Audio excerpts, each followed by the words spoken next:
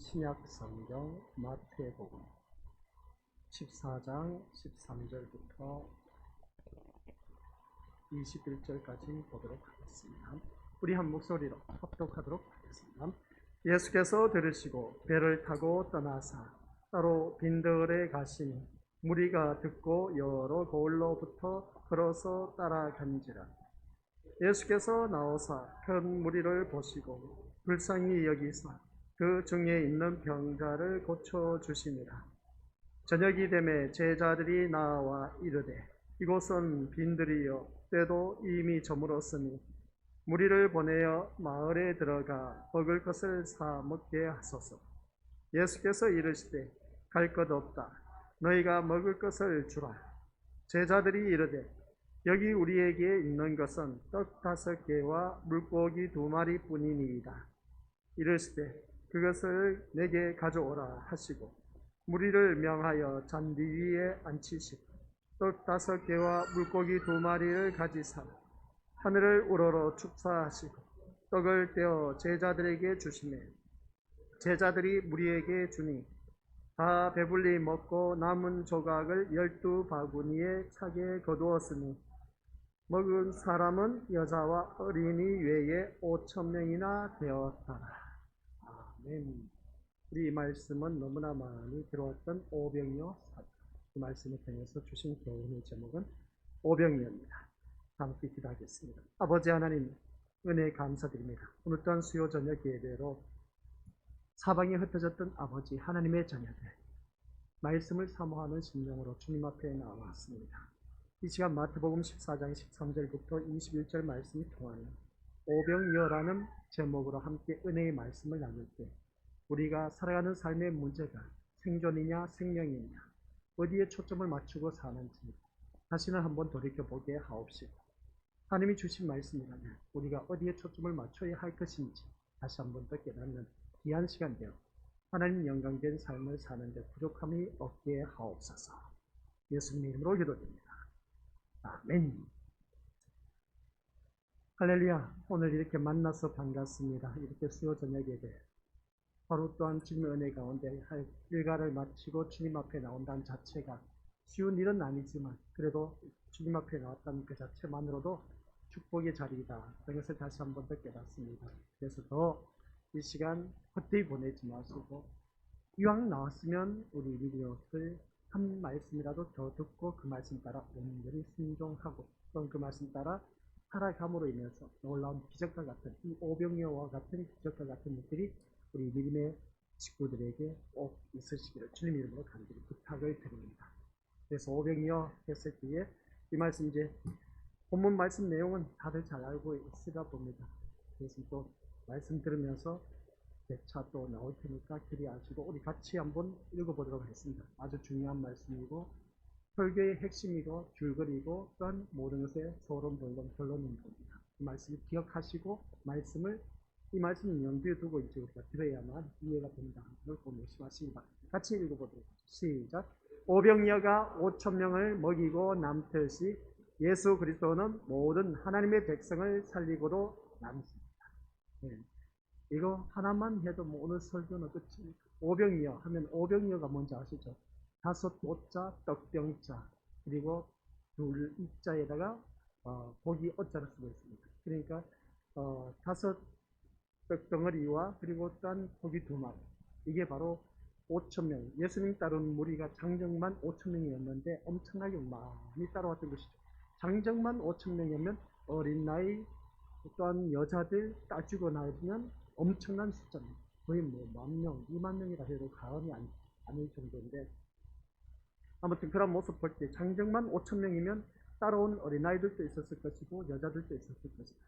라고 하는 것을 보게 됩니다. 그러면 엄청난 숫자가 따라왔는데 그 많은 무리를 어떻게 또한 이것을 다 떡 5덩어리와 고기 2마리로 그들을 다 먹여 남길 수가 있었어요.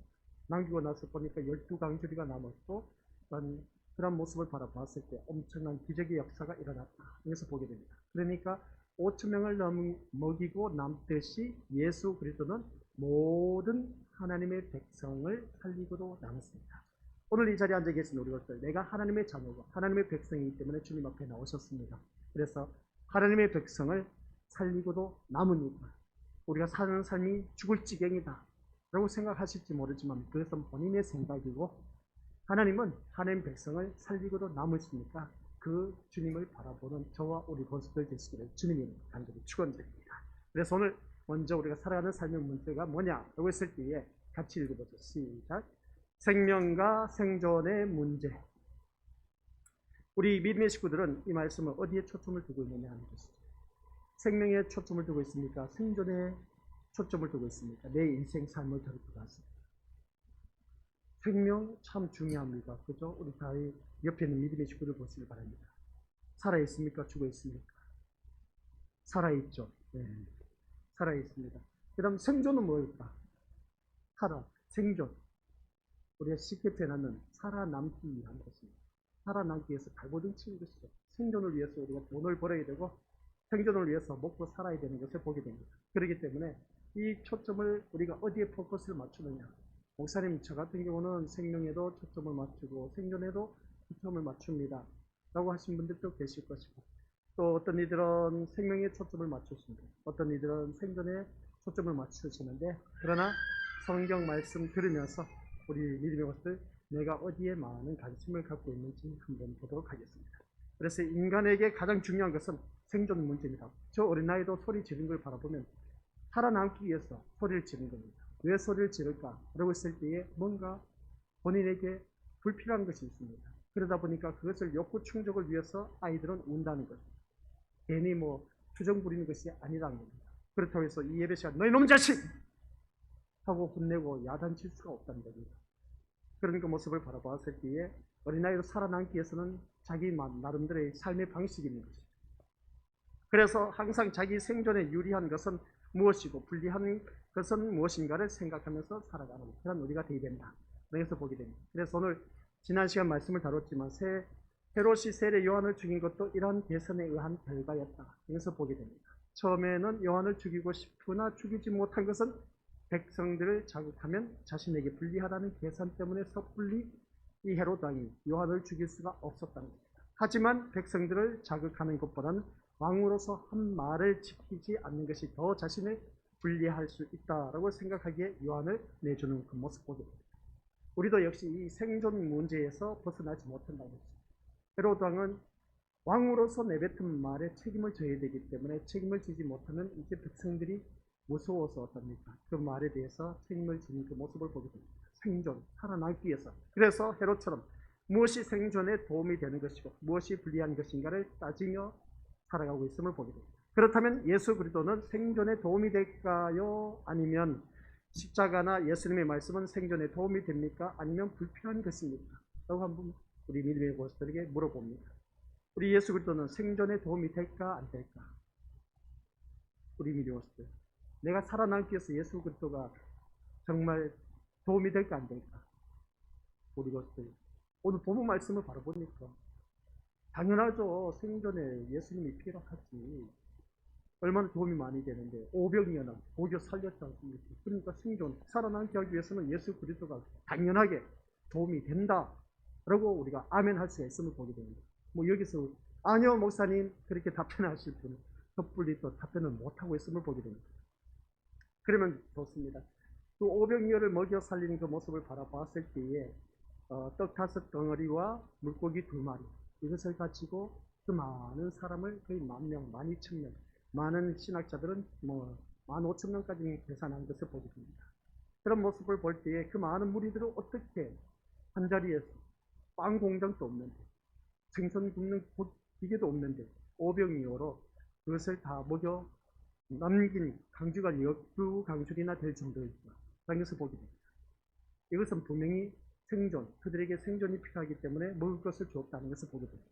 다들 생존에 포커스를 맞출 수 있는 것을 보게 된 것이죠. 십자가나 예수님의 말씀은 생존에 도움이 될까 안 될까? 우리 것들 이 말씀을 보면은 예수님의 말씀 그리고 또 그 말씀이 일단 우리에게 생존에 도움이 될까 아니면 불필요할까? 라고 했을 때에 저하고는 전혀 상관없는 그런 이야기로 들어질 때가 많이 있음을 보게 됩니다. 살아남기 위해서는 예수님의 십자가 나오고 상관없어. 세상 사람들은 그렇게 생각합니다. 그러나 사실 성경에서 생존에 도움이 되는 것은 찾아볼 수가 있다 없다? 없습니다. 이 말씀을 듣다 보면 그러면 목사님 이 세상에서 살아남기 위해서는 방법이 나와야 될 텐데 그러면 그 방법이 어디 있습니까? 라고 생각하실지 모릅니다. 그래서 이 말씀을 보니까 같이 읽어보죠. 시작. 다시 성경에서 생존에 도움이 되는 것은 찾아볼 수 없습니다. 왜냐하면 성경의 말씀들은 오직 생명의 문제만을 다루고 있기 때문입니다. 그러면 이 말씀 속에서 답이 다 나왔네요. 오늘 첫 번째 주제가 뭐라고요? 생명과 생존의 문제라고 했을 때 우리 대부분 생각하기를 생존에 초점을 맞추는 경우가 많이 있음을 보게 됩니다. 그러나 생명이 성경 말씀 전체를 다 이루고 있다는 것을 보게 됩니다. 생존에 대해서는 도움이 될 만한 것이 없습니다. 그래서 우리가 살아가는 모든 삶을 바라보면 자기 생존에 매달려 살아가는 우리에게 생명을 담고 있는 말씀들은 무가치하게만 보인다라는 그런 말씀의 내용입니다. 세례 요한이 죽었다는 소식을 들은 예수님은 배를 타고 떠나서 빈들로 나아가신 것을 알 수가 있습니다. 우리가 그 소식을 듣고 여러 골로부터 걸어서 따라갔다라고 말하고 있는데, 그리고 또한 그 빈들에서 우리가 오병이어의 기적이라고 말하는 사건을 일으키십니다. 그래서 그 말씀을 이제 예수님을 따르는 무리들이 얼마나 많이 따라왔는지, 이처럼 마태는 세례 요한의 죽음과 빈들에서 오병이의 기적을 연결하여서 기록하고 있다는 것을 보게 됩니다. 그러니까 세례 요한이 죽고 나서 이제 예수님이 빈들로 나아갔는데, 그 세례 요한의 죽음의 소식을 듣고 예수님은 빈들로 나아갔는데 무리들이 따라갔다는 겁니다. 따라갔는데 그 따라간 무리들이 이만저만이 아니었다는 것이죠. 엄청난 많은 생명들이 따라가는 그 모습을 보게 됩니다. 여기서 우리 것을 기억하자는 겁니다. 세례 요한이 죽었다, 예수님이 이제 빈들로 갔다 했었기에 따르는 무리들이 많았다. 여기서 보면 여기서 요한의 죽음과 오병이의 사건이 무관하지 않다라는 것을 우리가 알아야 됩니다. 이렇게 말씀하면 이게 도대체 성경 말씀 무엇을 말하고 있는지 알 수가 있어야 합니다. 세례 요한의 죽음은 죽음이고 예수님이 따르는 무리들은 무리들이다, 그렇게 생각할 수 있을지 모르지만, 그러나 중요한 내용이 있습니다. 이 세례 요한은 구약의 마지막 선지자라는 위치에 있답니다. 다들 잘 알고 있는 것처럼 신약 인물이지 않습니까? 라고 했는데 구약의 마지막 선지자가 세례 요한이었습니다. 그래서 마지막 선지자로서 세례 요한의 사명이 끝났습니다. 이제는 선지자가 없는 것이죠. 예수 그리스도가 도래했기 때문에. 그런 요한이 죽었다는 것은 구약이 마감되었다라는 말씀을 의미하고 있습니다. 세례 요한이 죽었다는 것은 무슨 말씀인지 이해가 되시죠? 그러니까 세례 요한이 죽었다 그러면 구약이 이제 마감되었다라는 것이죠. 그러면 마감이 되었으면 새로운 시대가 펼쳐져야 되지 않습니까? 구약 시대가 마감되었다는 것은 새로운 시대가 열려졌다라는 것이고, 또한 새로운 시대가 무엇인가를 이제 알려줘야 되는데, 그게 바로 오병이어 사건으로 말하고자 하는 마태의 그 의도가 담겨져 있다. 여기서 보면 마태는 마태복음을 저자한 인물입니다. 그래서 어떤 사람은 오병이어 이야기를 배고픈 인간을 불쌍히 여겨서 배고픔을 해결해 주신 예수님의 사랑으로 이야기하기도 하는 것을 보게 됩니다. 맞는 말씀입니다. 사랑이 넘치니까 그 배고픈 인생을 먹여 살리는 것이죠. 즉 배고픔이라는 것은 가장 원초적인 생존 문제를 해결해 주시고 또한 도와주시는 분이 예수님이라는 것을 알 수가 있습니다. 우리가 배고프면 저 같은 경우는 그럽니다. 온몸이 그냥 막 손발이 떨리면서 식은땀이 줄줄줄 흘러내요. 그래서 갑자기 막 배가 고플 때가 있음을 보게 됩니다. 겁이 질 때가 있어요. 왜 그럴까 싶을 텐데, 왜 그럴까요? 우리 미리 봤을 때 젊었을 때 보라서 그래요. 보라면 우리 미리 봤을 때 그 경험을 안 해본 사람은 몰라. 그래서 무슨 일 그런 일이 있냐고 그렇게 표현한 경우가 있는데, 있습니다. 안 굶어 본 사람은 몰라. 그러니까 쉽게 표현하면 눈물로 빵을 먹어보지 않은 인생은 그것을 경험하지 못한다는 거죠. 뭐 풍성하게 살아온 그런 분들은 이게 도대체 먼 나라 이웃 이야기를 하는 것 같은데 그게 아니라 그런 것처럼 우리가 오늘 본문 속에서 바라보니까 배가 고프면은 생존 문제, 이거 참 우리 예수님께서 따라온 그 많은 무리들을 바라보니까 그냥 돌려보낼 수가 없다는 것이죠. 그래서 그들을 먹여야 돼. 뭔가 먹여서 돌려보내야 되는데 이대로 보냈다가는 거기가 져서 다들 제대로 돌아갈 수가 없다는 것이죠.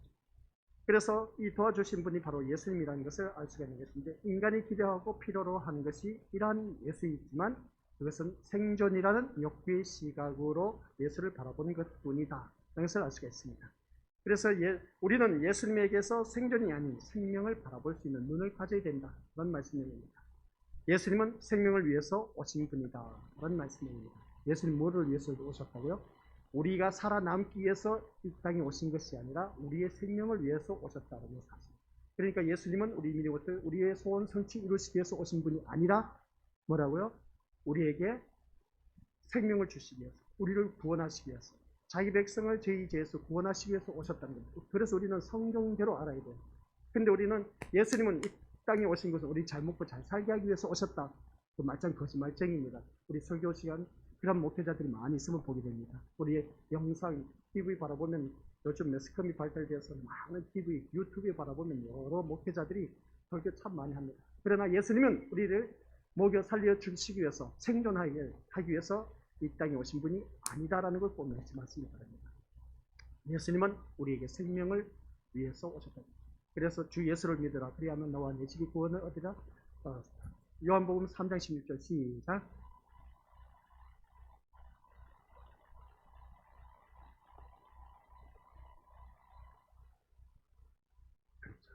멸망하지 않고 영생을 얻게 하려 하십니다. 예수님은 우리를 멸망하지 않고 영생을 얻게 하셨습니다. 영생이라는 것은 영원토록 사는 생명을 주시기 위해서 오셨다는 말씀입니다.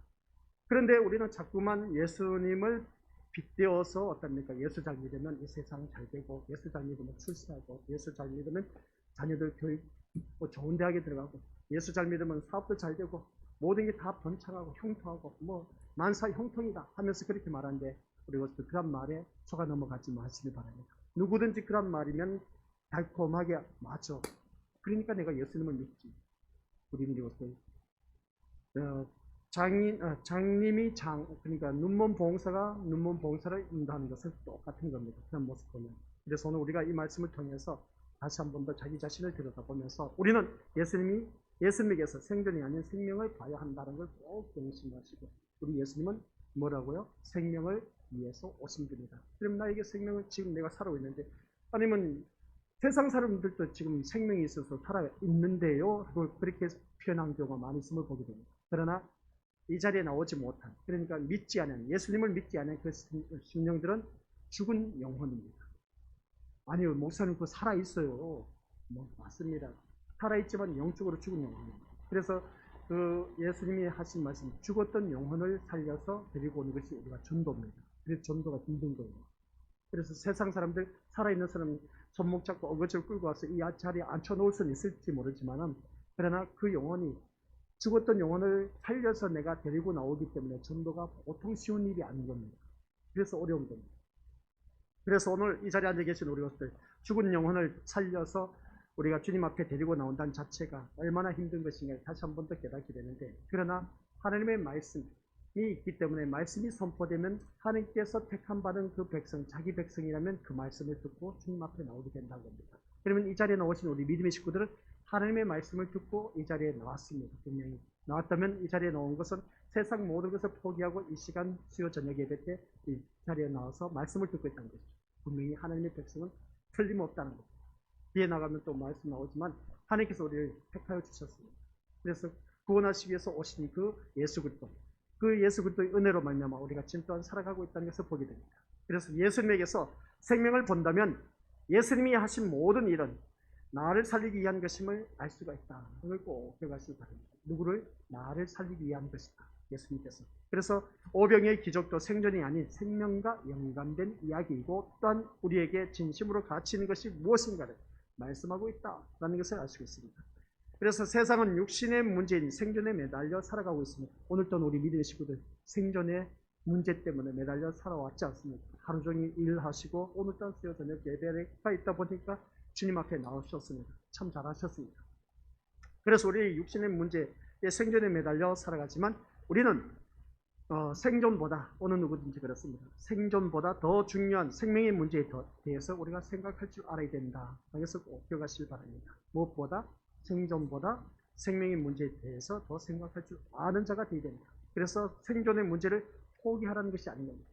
내가 이 세상 살아남기 위해서는 돈 벌지 말란 말인가? 아니요, 그렇게 하면 안 돼요. 창조 원리에 의하면 뭐라고요? 내가 땀 흘린 것만큼 너희 토지 소산을 취하리라. 그 말씀이 무슨 말씀이에요?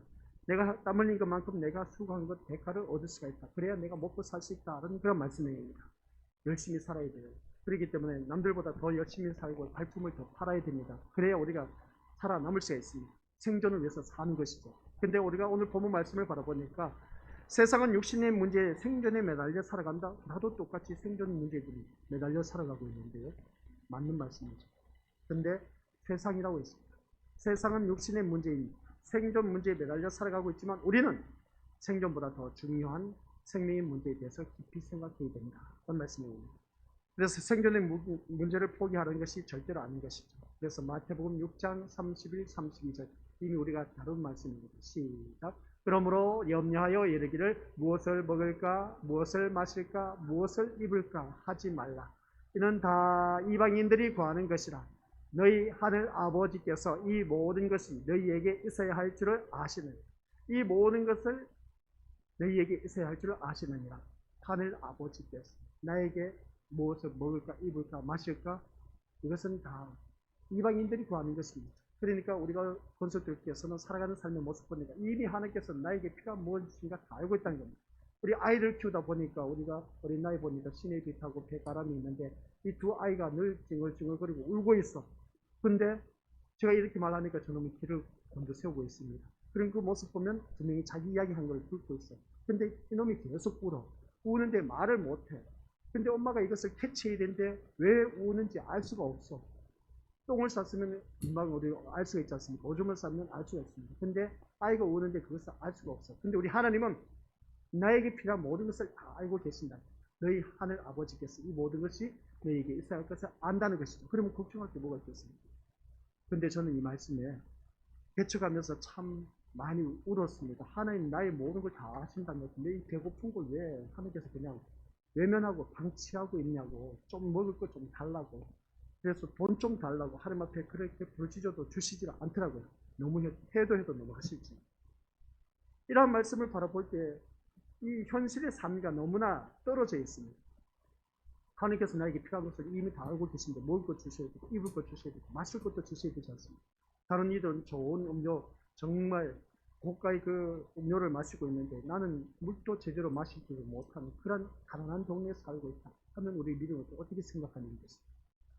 그리고 우리 믿음의 것들 아프리카에 우리가 가서 다들 알고 계시지만 말라위에 가서 봤지 않습니까? 그 사람들이 어려워서 사는 그 모습 보면 진짜 눈물 납니다. 진짜 그냥 안타까움이 저절로 나옵니다. 무엇이라도 더 주고 싶은 마음은 두말할 것도 없습니다. 그런 모습을 바라봤을 때 그들 또한 예수님을 믿는다고 하지만 왜 그렇게 가난하게 살아가냐는 것이죠. 이 입이 무엇을 먹을까 마실까 입을까 다 알고 계신 하나님께서는 그것을 풍성히 채워주시면 얼마나 좋을까. 근데 그러지 못해. 그래서 오늘 말씀처럼 생존도 하나님이 책임지시고 또한 계시는 것인지 우리가 책임지는 것이 아님을 생각하라는 것을 알 수가 있는 것을 보게 되는데 우리는 자신이 원하는 생존을 구성하기보다는 뭐라고요? 어느 누구든지 그럽니다. 내가 원하는 생존을 구성하기보다는 하나님이 살게 하시는 생존에 충실해야 된다는 그런 말씀이에요. 하나님이 살게 하시는 생존에 충실해야 된다. 내가 원하는 생존에 충실하지 마시고 하나님이 원하시는 생존에 충실하라는 말씀입니다. 생존에는 충실하되 내가 원하는 생존에 충실하지 말라는 것이죠. 그런데 하나님이 원하시는 생존에 우리가 어느 누구든지 충실하라는 그런 말씀인데 그러면 우리 것을 생각해 보시기 바랍니다. 내가 이 세상 살아나기 위해서 내가 돈 버는 이유가 있습니다. 왜 돈 벌까? 했을 때 우리 것을 남들보다 더 잘 먹고 잘 살고 잘 누리기 위해서 그렇게 우리가 살아가고 있지 않느냐. 자기 생존을 위해서 살아가고 있는 것을 보게 됩니다. 그런데 하나님이 원하시는 살아가게 하는 그 생존에 충실할 수 있는 그런 자는 어떠한 삶으로 살아갈까? 라고 하는 것을 보게 됩니다. 그래서 이 말씀을 통해서 보면 자신이 원하는 그 생존을 포기하지 않기 때문에 항상 우리는 어느 누구든지 생존의 문제를 가지고 예수님께 나오게 됩니다. 내가 살아가는 삶 속에서 내가 자신이 원하는 생존을 포기하지 못하다 보니까 그 문제점을 안고 주님 앞에 나옵니다. 그래서 주님 이 문제점 해결해 달라는 것입니다. 예수님께 나온 이유가 도대체 뭐냐는 것이죠. 내가 안고 있는 이 문제 해결받기 위해서 우리가 믿음의 옷을 나왔지 않느냐는 겁니다. 솔직히 말해서. 그로 인해서 그래서 예수님이 가지고 오신 그 생명에 대해서는 무관심하게 될 수밖에 없습니다. 일단은 내가 안고 있는 문제가 해결돼야 돼야 우리 믿음들 뭔가 신앙생활 하지 않습니까? 그렇죠? 재미가 있지 않습니까? 즐겁지 않습니까? 신나지 않습니까? 내 문제가 해결되지 못했는데 이 문제를 해결되지 못하는 것을 주님 앞에 나와 앉아 있으니까 주님이 이것을 해결해 주셔야만이 그래도 내가 신앙생활 한 재미가 있는데 근데 그런 것이 없어. 오늘 이 자리에 앉아 계시는 것을 기억하시길 바랍니다.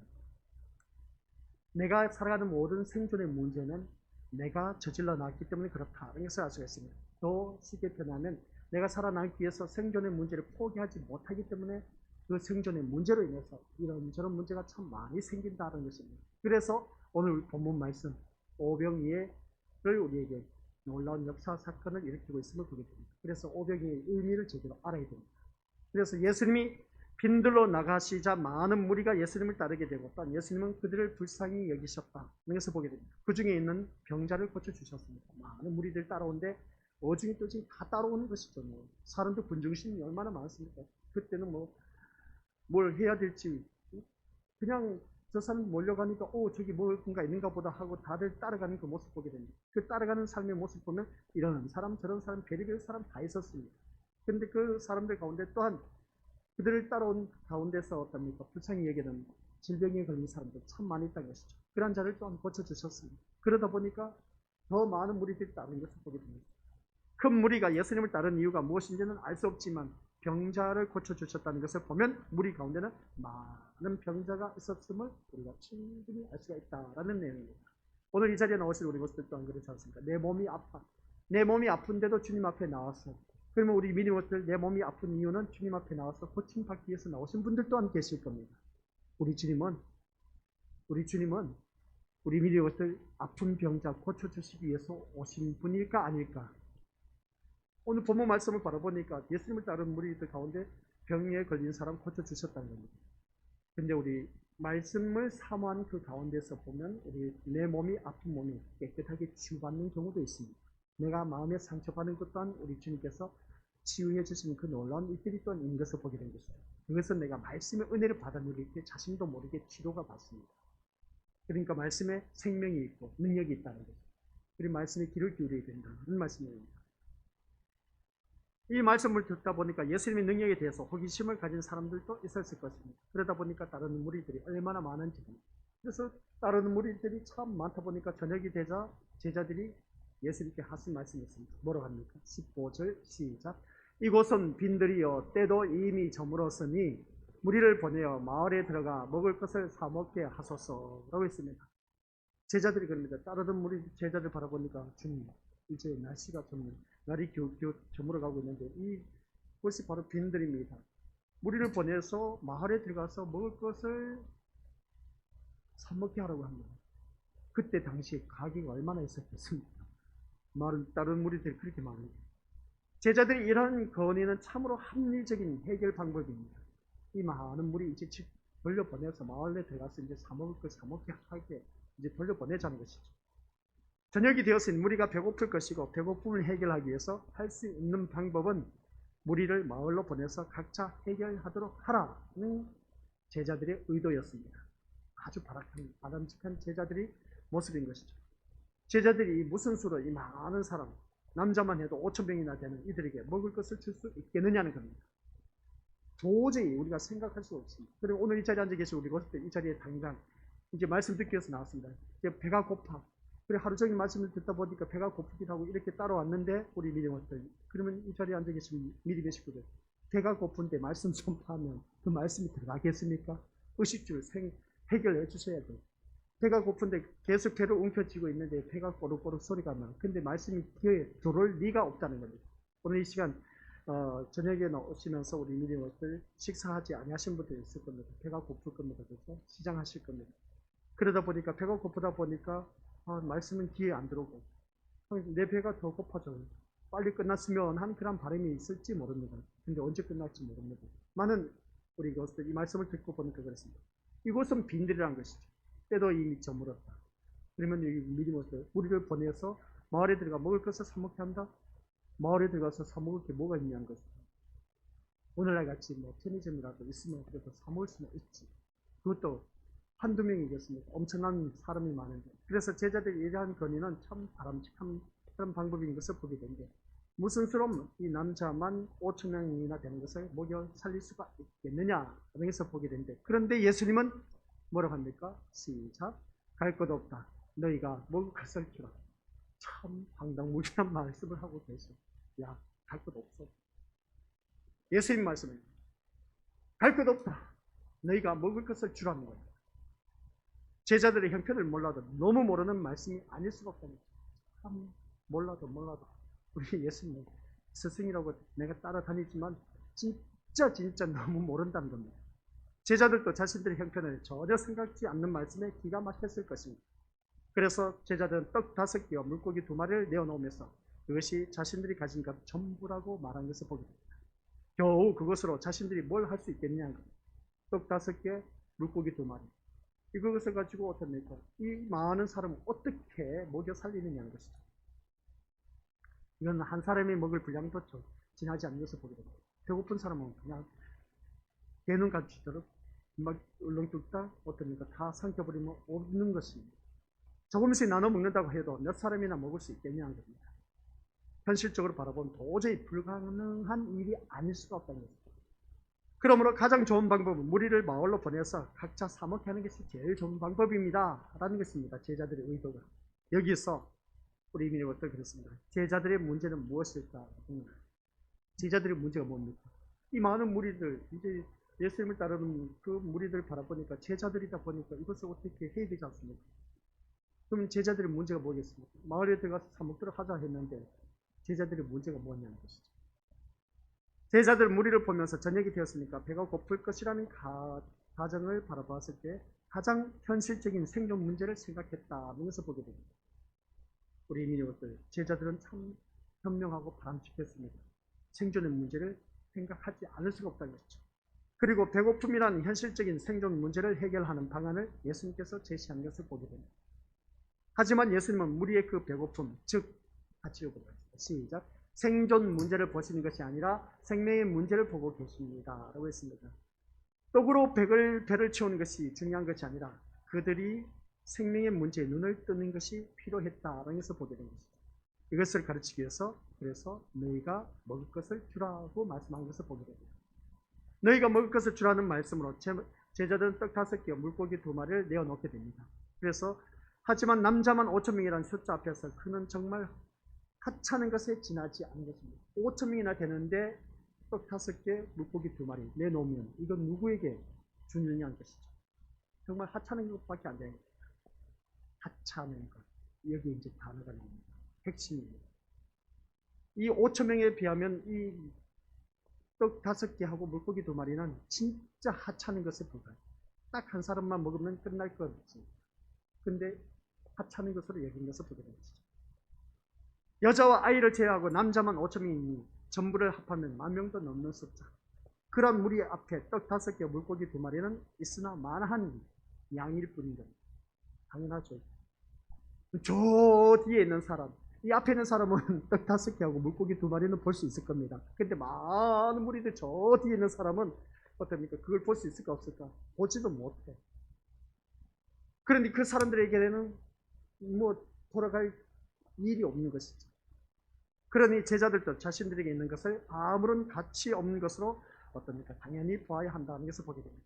우리도 분명히 제자들과 같은 생각을 했을 것입니다. 그래서 예수님은 그것을 가져오라고 하신 뒤에 하늘을 우러러 축사하시고 어떻게 했습니까? 떡을 떼어 제자들에게 주시고 제자들이 무리에게 주니 다 배불리 먹고 남은 조각이 12바구니에 차게 거두었다라고 말하고 있음을 보게 됩니다.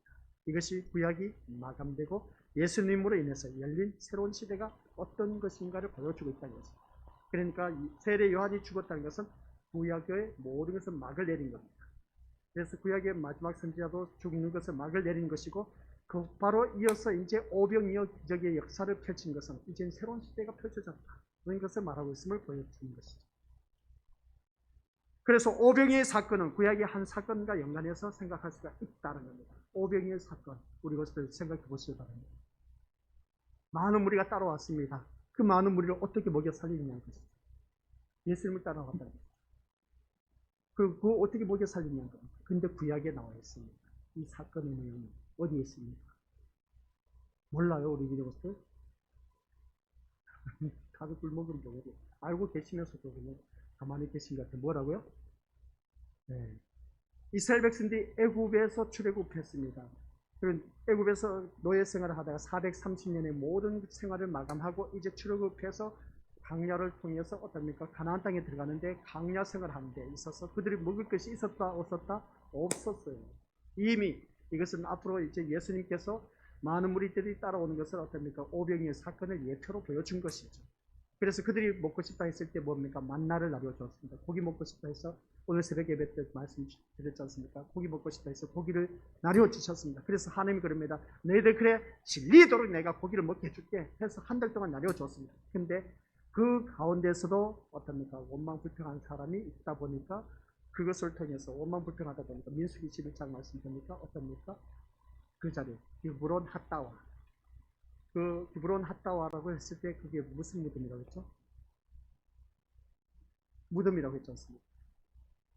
그 많은 사람들이 무덤을 만들어 놓은 것을 보게 됩니다. 그러니까 쉽게 표현하면 원망불평한 그 모습 볼 때 우리 믿음의 모습을 한결같이 우리가 기억해야 할 것이 다른 것 아닌 겁니다. 이 말씀 바라보니까 한번 찾아보시기 바랍니다.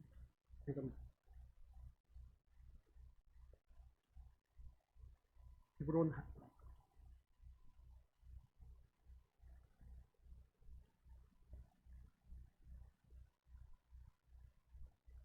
찾으셨으면 읽어주시면 감사합니다. 제가 읽어드리겠습니다.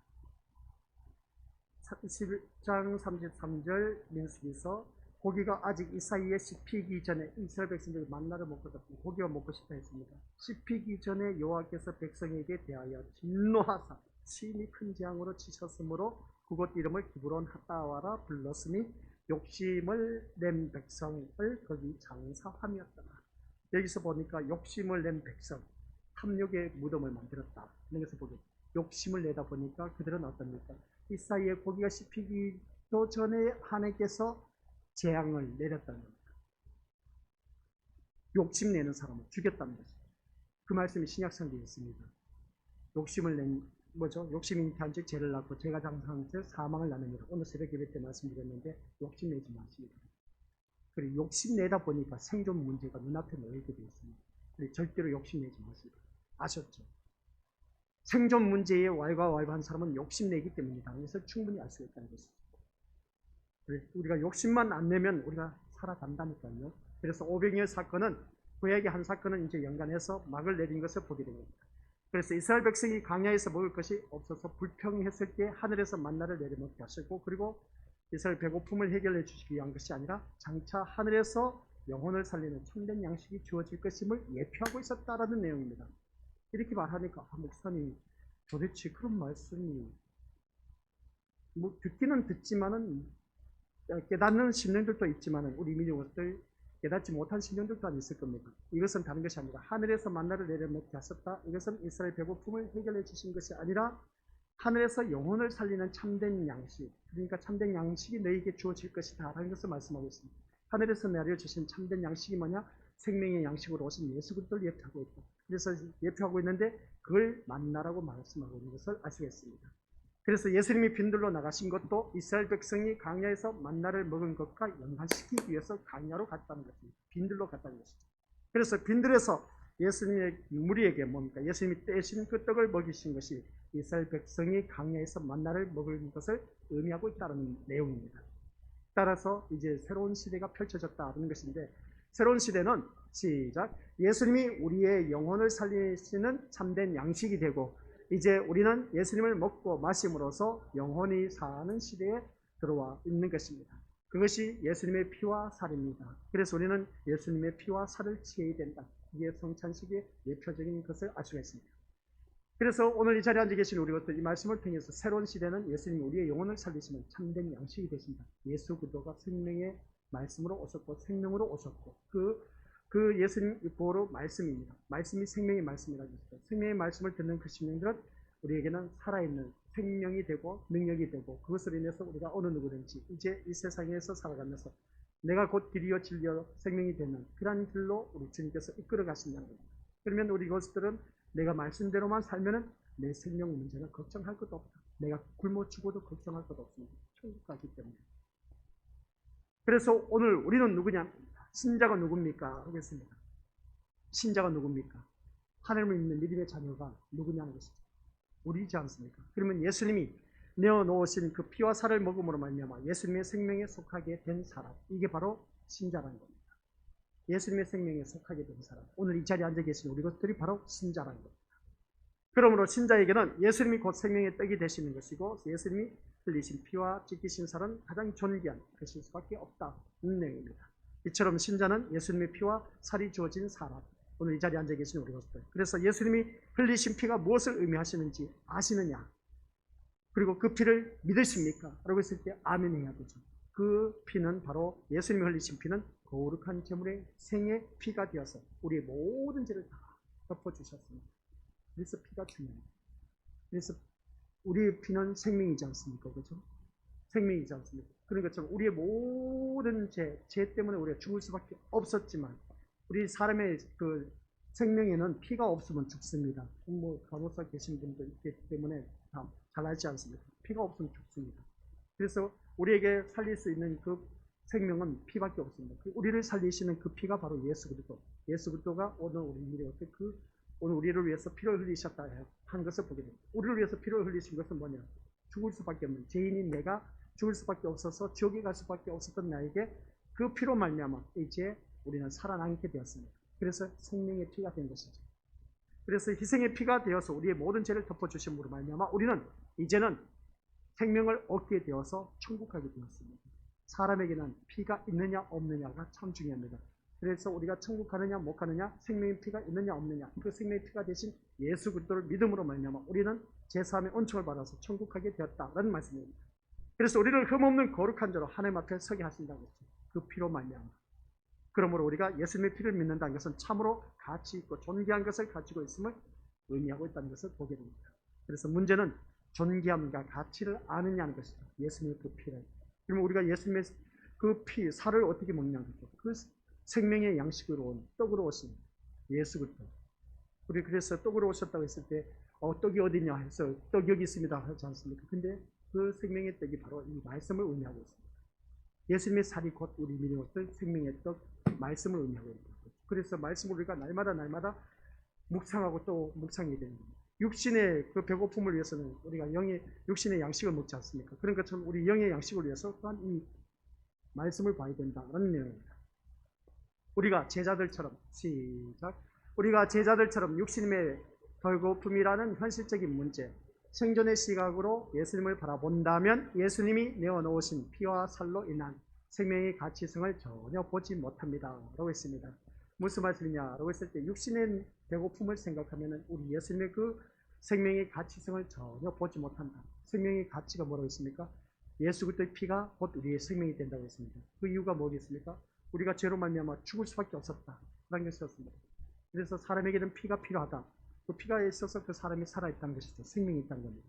그런 것처럼 오늘 우리 또한 우리의 죄 때문에 우리는 죽을 수밖에 없다는 것이죠. 죽었던 영혼이라고 했습니다. 그러나 예수 그리스도의 피로 말미암아 제3의 은총을 받아서 우리는 생명을 얻게 되었다.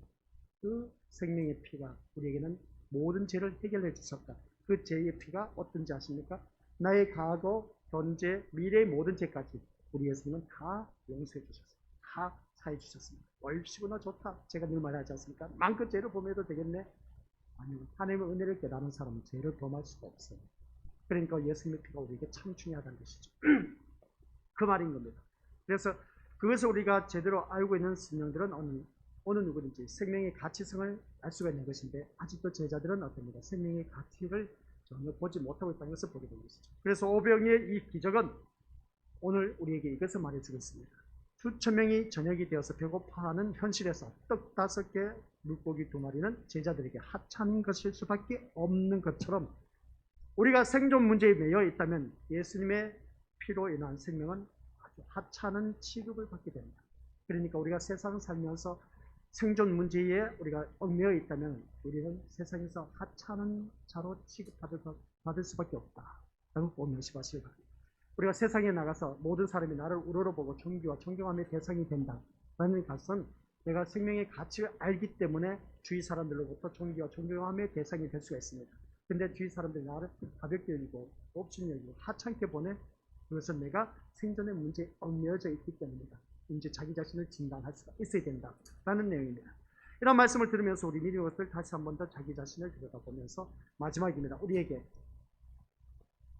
시작. 신자에게 있는 것은 하찮은 것이 아니다 라고 했습니다.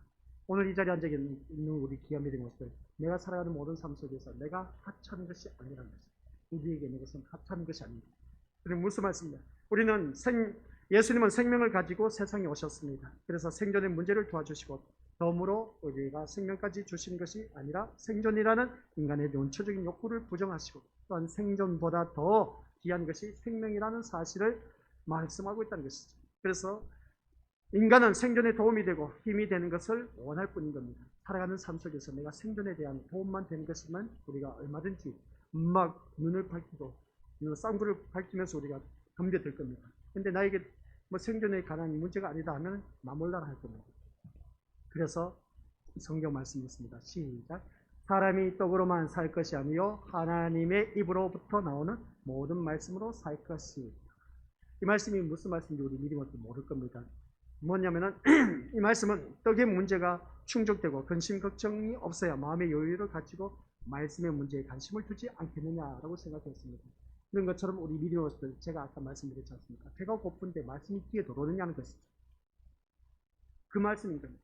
그래서 이처럼 우리에게 가장 기본적인 문제는 생존이지 생명이 아니라는 겁니다. 일단은 내가 배가 고픈데 생존 문제, 이 배고픔의 해결을 받아야 되지 않느냐는 겁니다. 그리고 나는 이제 생명을 생각하든지 말든지 하는 것이지, 내가 살아가기 위해서는 생존의 문제가 먼저 앞설 수가 있습니다. 하지만 예수님이 보실 때 뭐라고 합니까? 시작. 생명이 들어있지 않은 인간은 뭐라고요? 이미 죽은 것이다. 그래서 성경 말씀 자세히 보면 죽었던 영혼을 살리는 것이 전도라고 그렇게 표현하는 것을 알 수가 있습니다. 죽은 영혼, 죽었던 영혼을 우리가 데리고 나온 것이 전도라고 말씀에 있습니다. 말씀인 것이죠. 생명이 들어있지 않은 것은 나는 이미 죽은 것이죠. 당연하죠. 생명이 없는 죽음의 상태, 이것이 뭡니까? 에덴 동산에서 쫓겨나 자기 생존을 위해서 살아가야 하는 인간의 비참함, 아담과 하와를 바라볼 수 있습니다. 생존의 문제를 위해서 살아가는 모습 보게 됩니다. 우리는 이러한 비참함에 대해서 무덤덤한 것을 보게 됩니다. 생존을 위해서 수고하고 땀을 흘리면서 그것이 인간에게 주어진 형벌이라는 것을 우리가 생각하지 못하고 있다는 것입니다. 땀을 흘리고 수고하는 것, 인간의 형벌입니다. 그래서 그들은 어떻습니까? 에덴 동산에서 얼마든지 살 수가 있었는데 그들의 그 말씀의 불순종함으로 말미암아 생존 문제에 어떻습니까? 그들은 계속해서 수고하고 땀을 흘려야만 합니다. 그래서 우리는 아까 제가 말씀드렸지 않습니까? 우리는 수고해야 된다. 땀 흘린 것만큼 토지소산을 취한다고 했지 않습니까? 그 말씀인 겁니다. 그래서 오늘 우리 것들은 내가 지금 땀을 흘리고 수고하는 것은 인간에게 주어진 형벌을 우리가 감수해야만이 살아날 수가 있다는 것이죠. 오늘 이 자리에 앉아 계신 우리 것들, 예수님을 찾는 것은 무엇 때문입니까? 이게 마지막 결론의 말씀입니다. 내가 예수님을 찾는 것은 무엇 때문이냐? 생존입니까? 아니면 생명입니까? 라고 했을 때 다들 우리는 생명이라고 말할 수가 있어야 됩니다. 생존의 문제를 찾다 보면 우리 것들 똑같이 우리 어느 누구든지 하찮은 존재의 인생이 될 수밖에 없다. 그러면 생존의 문제를 찾는 사람은 우리 것들 하찮은 존재가 될 수밖에 없고 그 생명이 없기 때문에 그 사람은 지옥에 떨어질 수밖에 없다는 것이죠. 그래서 생명의 문제 때문에 예수님을 찾았다고 해도 혹시 생존의 문제에 걱정 의심할 것이 없는 여유로운 자의 행보는 아닌가. 그래서 진심으로 무엇이 필요한 것이냐 한번 자신에게 물어보자는 겁니다. 같이 읽어보도록 하겠습니다. 시작. 죽은 영혼을 살리는 복음의 비밀, 생명의 말씀을 아는 것이 필요하다는 간절함이 있습니까? 라고 했을 때 죽은 영혼을 살리는 복음의 비밀, 그래서 죽었던 영혼을 우리가 살리는 그 복음을 우리가 이미 접했기 때문에, 이미 우리는 받아들였기 때문에 그래서 주위 사람들이 전도하는 겁니다. 그래서 생명의 말씀을 아는 것이 필요하다는 간절함이 나에게 있느냐는 겁니다. 생명의 말씀이 정말 간절하게 필요합니까? 안 필요합니까? 필요하다고 하지만은 우리 믿음들, 이 간절함이 있는 우리에게는 이 복음은 가장 존귀한 보물일 수밖에 없습니다. 그리고 복음을 아는 것으로 기뻐하고 감사할 것이고 생존에 힘이 되고 도움이 되는 것이 있느냐 없느냐 상관이 없이 복음이 힘이 되는 길을 갈 것입니다. 오늘 복음이 나에게는 힘이 되는 길로 이끌어갔습니다. 그런 말씀입니다. 우리에게 그리스도의 말씀이 주어졌습니다. 그리스도의 말씀이 주어졌는데 이 복음이 주어졌고 복음으로 말미암아 생명으로 인도받는 길을 가는 것이 우리인 겁니다. 그래서 항상 우리 눈에 보이는 것은 생존이란 현실 때문에 늘 복음이 보이지 않는 것이죠. 그래서 우리의 몸으로 부딪히는 것도 생존이란 현실 때문에 살아남기 위해서 우리가 살아가고 있지 않습니까? 근데 우리가 살다 보니까 이런 일 저런 일이 있습니다. 내가 일을 저질러서 그것으로 인해서 내가 고생하는 경우도 참 많이 있음을 보게 됩니다. 살아남기 위해서 하다 보니까 일을 저지를 수밖에 없어요. 저지르다 보니까 이거 어떡하나 하면서 내 힘으로는 해결할 수가 없는데 내가 말씀 안에서 살다 보니까 하나님께서 주변 사람을 통해서 또한 환경을 통해서 내가 살아갈 수 있는 길을 열어주시더라는 겁니다. 이걸 우리가 경험을 해야 됩니다. 저는 개척을 했을 때 진짜 아예 분유값도 없었고 그냥 쌀도 없었습니다. 그럴 때에 그래도 말씀을 붙잡고 살아가니까 지금까지 살아와서 지금 이 자리에 서 있습니다. 또 이 배가 고파서 배가 안 나올 수가 있겠습니까? 근데 지금 배가 불러서 배가 나왔습니다. 그래서 항상 우리 집에 새 모녀는 아빠 좀 집어넣으라고 하는데 이게 배가 쉽게 들어가냐는 것이 안 들어가고 있어요. 그만큼 하나님께서 살 만큼 모든 것을 다 조성해 주신다 이겁니다. 문제는 뭐냐? 생존을 위해서 살지 마시고 생명을 위해서 사시는 주님의 이름으로 간절히 부탁을 드립니다. 그래서 우리는 생존이란 현실만을 바라봄으로써 우리에게 신자된 우리에게 주어진 그리스도의 말씀의 위대함과 능력과 존귀함을 보지 못하고 오히려 말씀을 생존의 문제에 전혀 도움이 안 되는 하찮은 것으로 취급해버리는 그런 자가 많다 보니까 교회 다니는 것이 재미가 없고 어떻습니까? 뭔가 교회를 다니면 내 생존 문제 잘 되고 잘 형통하고 다 잘 돼야 되는데 그렇지 못하다 보니까 그래서 하나님의 말씀을 우리가 생존 문제에 봉착시켜서 신앙생활을 백발백중 실패하고 다 교회를 떠납니다. 생명의 문제에 우리가 초점을 맞추고 믿음 생활을 해야 되는데 자꾸만 이 세상 것 때문에 걱정 의심하면서 믿음 생활하면은 우리 것들 교회 떠납니다. 그 사람 오래 못 가요. 시험 들어요. 교회 못 나옵니다. 잘 아셔야 돼요. 근데 내가 생명을 길을 가기 위해서 이 자리에 앉아 계신 우리 것들 생존 문제는 걱정할 것 없어요. 내 영혼이 잘 된다 같이 범사가 잘 되리라 우리 하나님께서 분명히 말씀해 주셨습니다. 그러니까 내 영혼이 잘 되는 것은 내가 말씀 안에서 살면 평안이 차고 넘치고 세상 걱정 없이 살아가. 근데 영혼이 불안전해. 그래 내 영혼이 늘 세상에 포커스를 맞추고 있다 보면 살아날 길이 없어. 그러다 보니까 교회를 떠나게 됩니다. 교회 나오면 다 잘 돼야 돼. 아니요, 안 돼요. 안 되는 게 많다니까요, 우리 믿음이. 오늘날 많은 목회자들 그럽니다. 교회 나오면 다 복 받습니다. 잘 됩니다. 형통합니다. 만사 형통합니다. 걱정, 근심할 것 없습니다. 새빨간 거짓말쟁이. 자기 교회 그런 사람들, 잘 나가는 사람들 있지만 잘 나가지 못한 사람도 있습니다. 힘들고 어려운 사람, 사업 실패한 사람, 아픈 사람, 질병에 고통 당한 사람 얼마나 많은데 자녀 속썩이하는 그런 일들이 엄청나게 많은데 교회 아니요 우리 믿음으로서 그래서 주님 앞에 나오면 다 잘 된다 그런 말 속아 넘어가지 마시길 바랍니다. 주님은 그런 말 전혀 한 것이 없어요. 오직 생명에만 초점을 맞추고 우리에게 다가오신 것이지 이 세상 것 때문에 생존 문제 때문에 우리 주님이 이 땅에 오신 것 절대로 아니랍니다. 그래서 이 자리에 비롯해서 우리 것들에게 제가 계속해서 반복해서 말씀드리겠습니다. 그래서 오늘 우리 믿음의 것을 기억하시기 바랍니다. 외적으로는 제자들이 가진 것은 떡 5개, 물고기 2마리 뿐이지만 아무리 눈을 씻고 닦고 뜯고 어떻습니까? 씻고 봐도 다르게 보이지 않습니다. 물고기 2마리하고 그 다음 떡 5개밖에 없습니다. 그러나 예수님은 나 있는지 모르겠습니다. 예수님은 하찮게 보이는 그것으로 5,000명을 먹이고 12강직들만 남게 했답니다. 제자들은 물고기 2마리, 떡 5개 하찮게 봤지만 예수님은 그것을 통해서 5,000명이나 먹이고 팔렸다는 겁니다. 아셨습니까? 그래서 떡 5개와 물고기 2마리의 크기가 수천 명의 무리를 먹이고도 남을 정도로 변한 것이 아니란 겁니다. 그냥 그대로입니다. 다만 예수님이 그것으로 많은 무리를 먹이신 것이 우리가 기억하자는 것이죠. 이것이 바로 생명으로 오신 예수님이시다는 말씀입니다. 고향 사람들이 예수님을 배척한 이유가 예수님을 외모로 바라보는 인간의 시각 때문이라고 했던 것을 보게 될 것이죠. 지혜가 나올 만한 가치가 있는 존재가 못 된다는 겁니다. 이것이 모든 것을 눈에 보이는 현실을 기준으로 해서 가치를 판단하는 인간의 악한 모습. 그래서 우리가 외적인 모습을 가지고 그것을 가지고 우리가 생존의 문제에 결부시키는 경우를 많이 바라보게 되는데 그렇게 해서는 우리가 백날 예수님 믿어도 아무런 소용이 없다는 것이죠. 우리들 눈에는 보이는 현실을 바라본다면 우리에게 여러분께 있는 것은 전혀 도움이 되지 않는 무가치한 것으로 보일 뿐이다. 그래서 꼭 기억하시기 바랍니다. 현실을 바라보면 그렇습니다. 믿음도 말씀도 예수님의 피의 은혜도 용서도 현실적 문제를 해결하는 데는 아무런 도움이 되지 않습니다. 근데 현실적인 문제가 있다 보니까 나에게는 뭐 예수님의 피도 필요 없어. 은혜도 아이고 그리고 용서 내가 현실적인 문제에 봉착하다 보니까 이런 거 다 필요가 없어. 뒤에 들어오지도 않아. 그러면 이 나에게 주어진 문제를 해결하기 위해서는 목사님 어떻게 하면 이거 문제를 해결받을 수 있습니까? 기도 좀 해주세요. 그래서 음성을 듣고 좀 가르쳐 주세요. 그건 쓸데없는 짓입니다. 우리 믿어왔을 아무리 성전의 문제가 봉착되어 있는데 우리가 좋은 말씀 줘도 먹혀 들어가지 않습니다. 들리질 않는다는 것이죠. 그래서 제자들처럼 떡 5개, 물고기 2마리처럼 취급할 뿐인 하찮게 여긴다는 것이죠.